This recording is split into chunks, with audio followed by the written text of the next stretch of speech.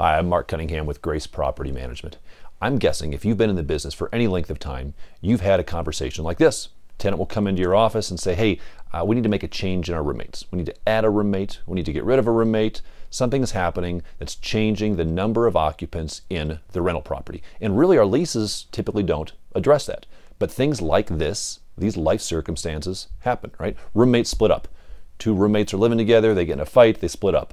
Boyfriend, girlfriend, they split up, they want to come into the office, they want to split up from the roommate standpoint. What about divorce? Husband and wife leave each other, one of them needs to get off the lease. People get married, they want to bring in a spouse to add to the lease.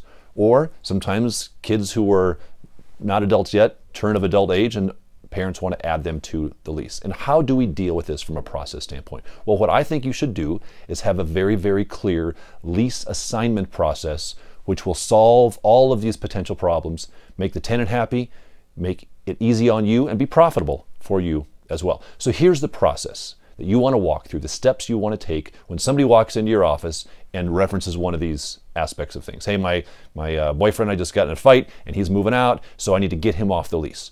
Or we can't afford the property, we're bringing on another roommate, what do we need to do? Here's your steps. Number one, have them fill out a request for lease assignment. My guess is your lease does not address this issue, so technically that's not allowed, is it? We cannot legally just move somebody off a lease. They can't do that. They don't typically have that legal option within the terms of your existing lease. So if you're going to allow it, that means you're going to be stepping outside of the terms of the lease, meaning the first thing they need to do is fill out a request for that lease assignment. And you may deny that request simply based upon the messiness of the situation. For example, if two roommates are together and they come in to your office and say, hey, roommate A is moving out, but I want to stay. I'm roommate B and I'm going to stay. And then you as the PM look at the information and find out that roommate A, the one who's leaving, makes all the money. I'm unemployed. You probably don't want to approve that lease assignment because you would be allowing that individual to leave. So you may want to just say no. So have them fill out a form that's a request for lease assignment. They're simply requesting it. You're not approving it yet, but they're going to write down the information, who's moving out, who's coming in, what are the circumstances. Step number one. Step number two is to review that form, and assuming you're going to approve it, you'd have them fill out a new rental application because things may have changed. Their income may have changed. Their jobs may have changed. Their criminal background may have changed. Do you want this new person coming in to be allowed to live in the property? You won't know until you have them fill out a new rental application. So that's step number two. And again, this is assuming you're going to potentially approve the request for lease assignment. Step number three, use a lease assignment form. So let's say you approve it. Two roommates are together. They want to bring on a third roommate. And you say, okay, that's fine. You guys can go ahead and bring on the third roommate. Well, what do? Do you draw up a whole new lease? That's time consuming and messy. What we do is we simply have a one-page doc, or maybe it's 2 pages, but it's a lease assignment form. And what that lease assignment form does is it assigns all rights and responsibilities from the assignees, from the assignees to the assignor to the assignees. So it says who's coming off, says who's going on. It says all the terms and conditions of such and such a lease are hereby assigned from party A to party B. It's a much simpler process. Now, with this form in mind, a couple things you want to keep into account.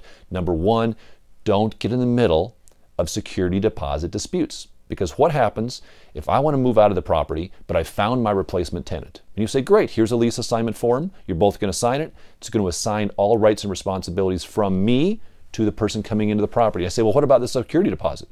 Well, per the terms of the lease assignment form, the security deposit is also being assigned from the person who's leaving to the person who's coming in. That means you two tenants, person leaving and person staying, you guys figure out how you're going to handle the security deposit on your own. Because when I, as a PM, do a checkout of that property, if there's a hole in the wall, that is coming out of the security deposit, even if the first guy made the hole in the wall.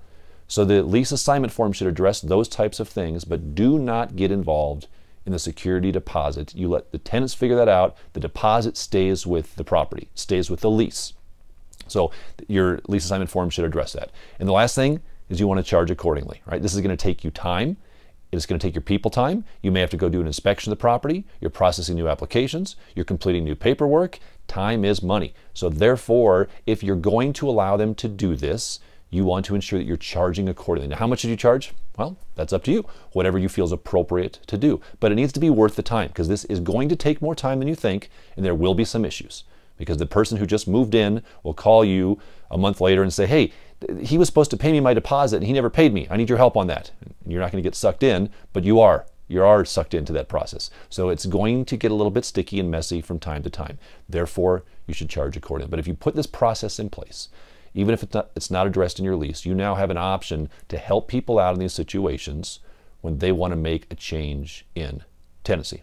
Now, if you're wanting more information on that, we do have a forms package. It's called our Top 12 PM Business Forms, and those forms are part of that package. Our lease assignment, our request for lease assignment, along with our management agreement, property management agreement. So I want to highlight that there. If you need to update your forms for the new year, and that could be something useful to you, check it out. You may find it very, very helpful, but ensure you have a process in place. So the next time tenants want to make a change in tenancy, you're able to help them through that process.